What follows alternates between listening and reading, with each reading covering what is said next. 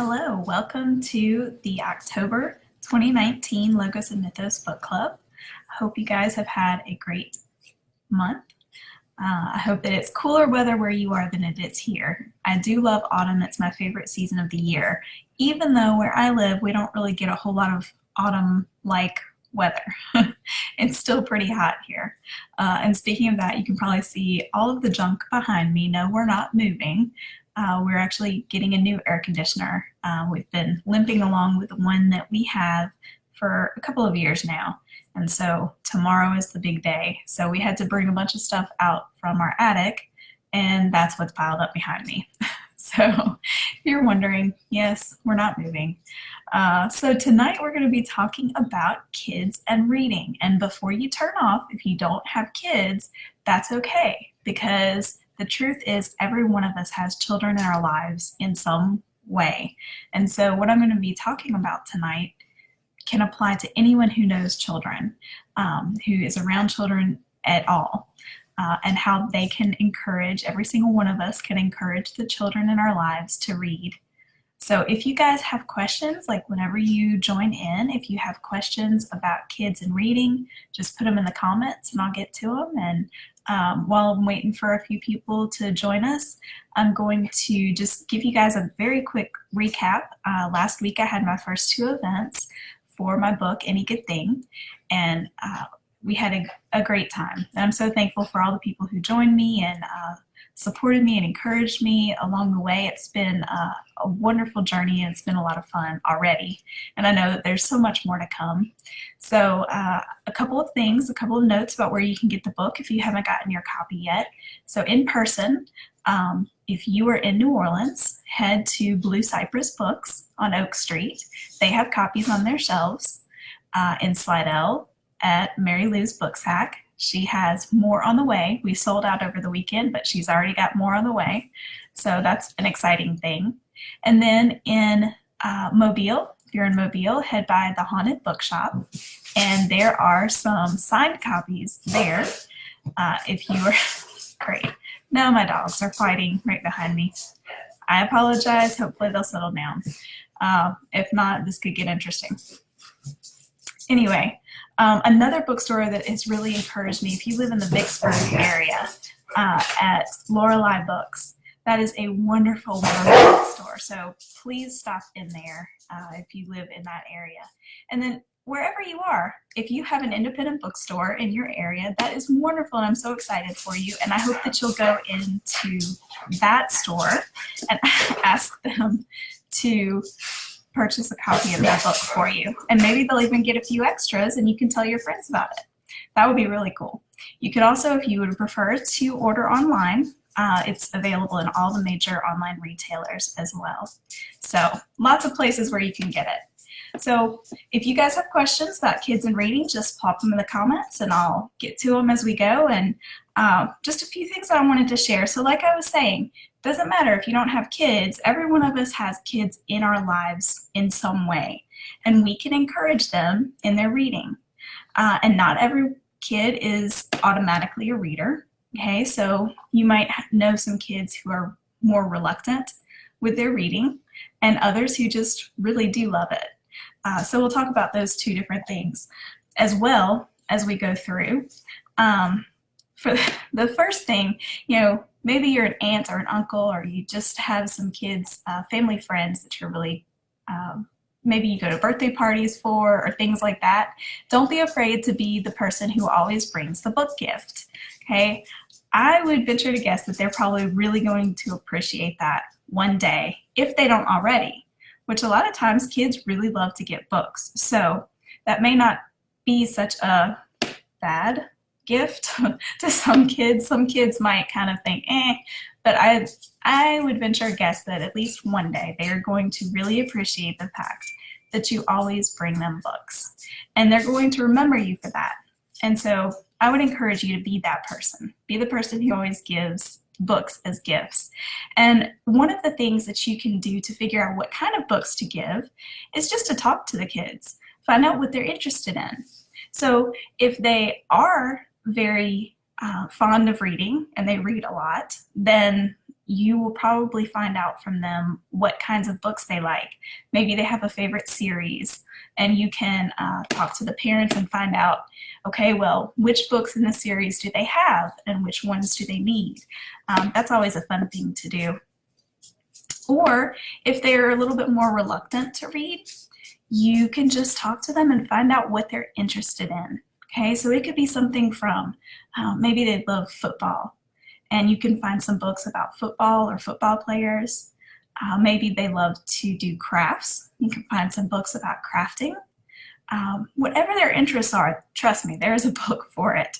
So that would be a really great place to start, especially for a reluctant reader. Finding something that they are really interested in and finding books on that topic.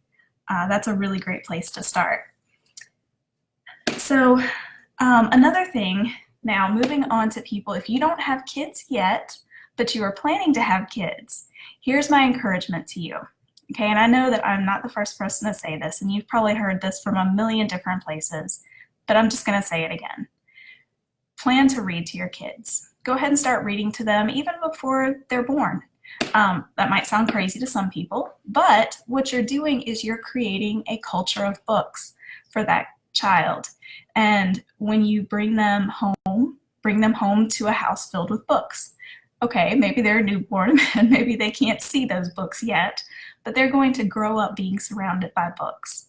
And when children grow up being surrounded by books, being read to, and just having literature constantly around them, they are much more likely to be readers, to be strong readers.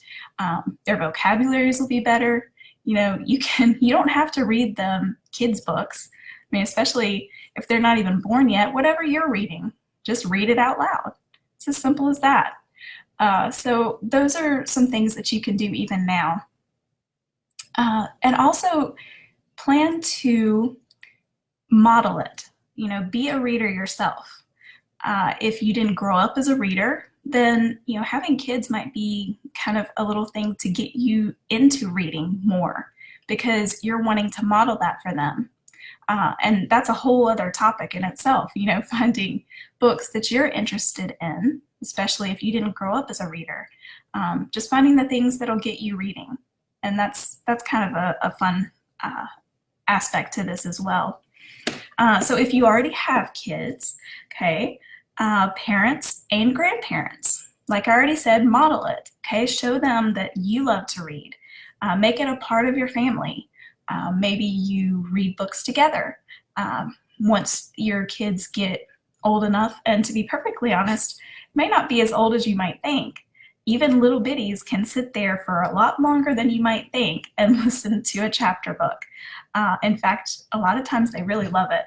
So start off with things like The Lion, the Witch, and the Wardrobe, or you know, some other fun chapter books that maybe you remember enjoying when you were a kid. I think sometimes having those memories of things that you were read to as a child, and you can share those memories as you share reading those books. I think that's something special both for you and for your child, because you're passing along those memories and you're also remembering them yourself. So those are a couple of suggestions. And then just always making books available.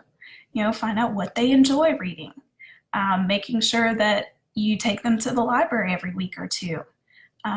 You know, whatever the case may be, just making sure they have access to those books that they enjoy. And then be sure that you push them, okay? And I say this cautiously, don't push them too hard, but if you notice that they're only reading books that are perhaps a little below their level, you can push them to read books that are a little bit more advanced, and praise them when they do well, and encourage them if it feels a little too hard for them at the moment, and just continue to push, continue to challenge them, and then also allow them to have their book candy, okay? So I have one of my kids, well, actually both of my kids are avid readers. Both of them read very challenging books, and they also have their books that they just love to read, and they're, you know, part of me wants to cringe and think, oh, these are so below them. but they need that book candy, is what I like to call it. I think all of us enjoy that, especially when we, as adults, maybe we've pushed ourselves to read a lot more nonfiction or classics or something like that that's a little more challenging for us. It's nice to kind of slide back into an easy beach read, or whatever you want to call it, something that's just an easier read for us. And so they need the same thing. So those are a couple of things. And then also to find other ways to give them challenges. So I've been encouraging my kids to write reviews. And what I really would love is for them to write reviews of the books that they're reading that I can share with my newsletter subscribers. And I first started trying to push this last year, and they really weren't. At first they were excited, but I think that they just looked at it as more of a chore than as something that would actually be enjoyable to them. So I didn't push it too much at that point, and I brought it back this year. And I feel like at least one of them is a lot more excited about it this year.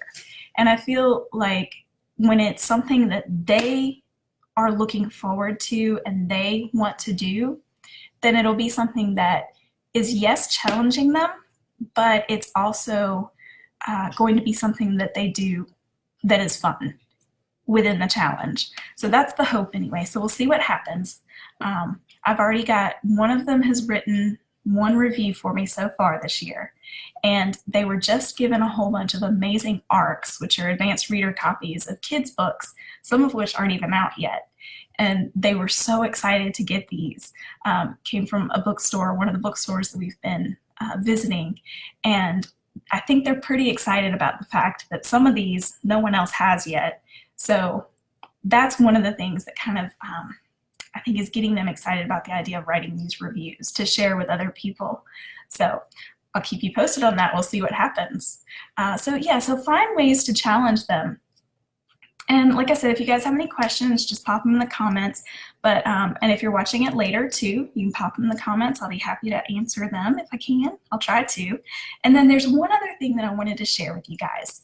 And this is something that I know from personal experience. And a lot of my friends have had similar experiences where when you're in school, you're required to read so much.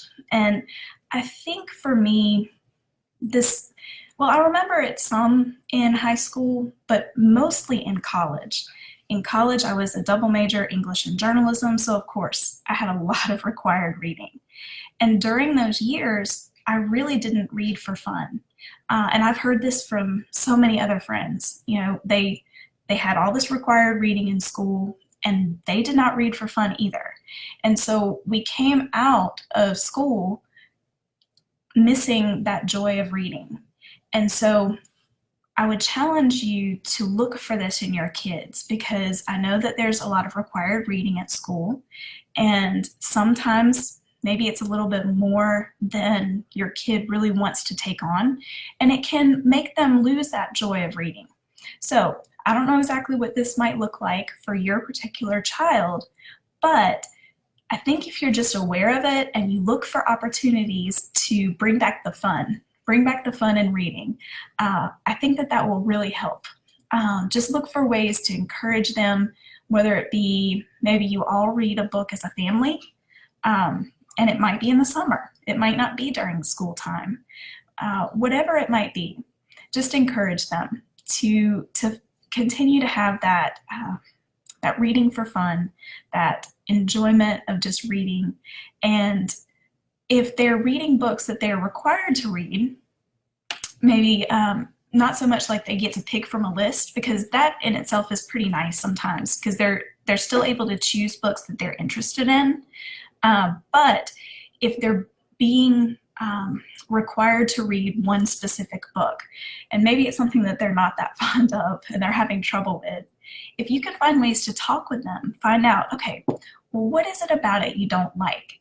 And depending on the age of the kid, the maturity, this might be a difficult conversation. They may not really know yet how to verbalize that. I know I'm dealing with this with my kids. They can't always tell me why they don't like something, but we're working on it. And I've noticed that every time they tend to be able to say something more than they could with the last one.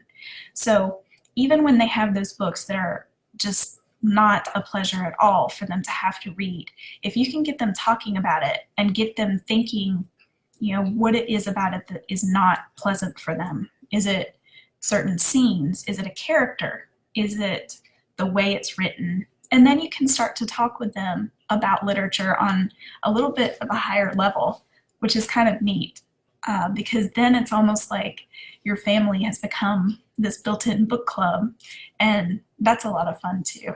So anyway, those are just a few thoughts that I had for you guys, and I hope that the school year is going well for those of you who do have kids. I hope that it's been positive experiences for everybody so far, and I hope that the year is full of books in the very best of ways for everybody. So you guys have a great night. Talk to you later. Bye.